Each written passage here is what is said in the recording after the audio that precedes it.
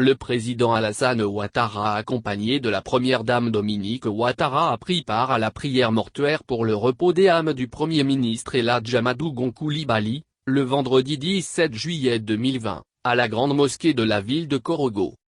La cérémonie a enregistré la présence également de S.E. Mforgna Simbé, président de la République du Togo et de bien des autres personnalités.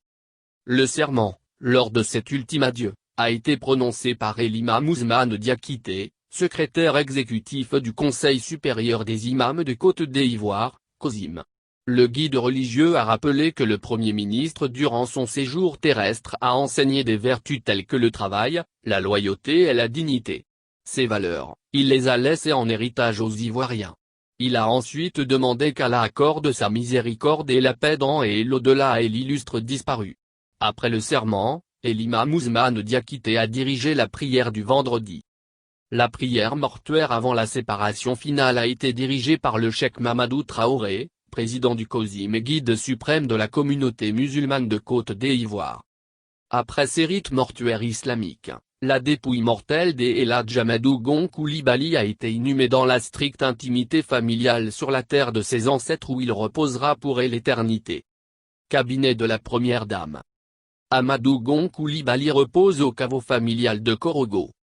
Korogo, le Premier ministre ivoirien, Amadou Gon Coulibaly, rappelé à Dieu, le 8 juillet dernier à Abidjan, a été inhumé le 17 juillet 2020 à Korogo dans la stricte intimité familiale.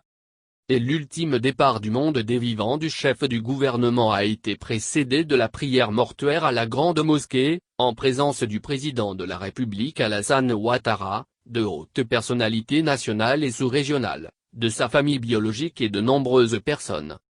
Au moment où le commandant des forces armées de Côte d'Ivoire, Fassi, transportant la dépouille sort de la grande mosquée pour prendre la direction du caveau familial, et l'émotion est vive. Une dame, la soixantaine révolue, éclate en sanglots. La douleur est immense et les pleurs contagieux. Les larmes coulent sur des visages graves. Des jeunes arborant des tricots à l'effigie du défunt scandent Merci le lion. Merci Ageke. Korogo te pleure. Depuis l'annonce de la disparition d'Amadou Gon Coulibaly, tous les témoignages concordent pour souligner sa loyauté, sa fidélité, son courage et son engagement indiscutable pour le développement. Décédé à la tâche, il a été élevé à la dignité de Grand Croix dans l'ordre national après l'hommage de la nation au palais présidentiel.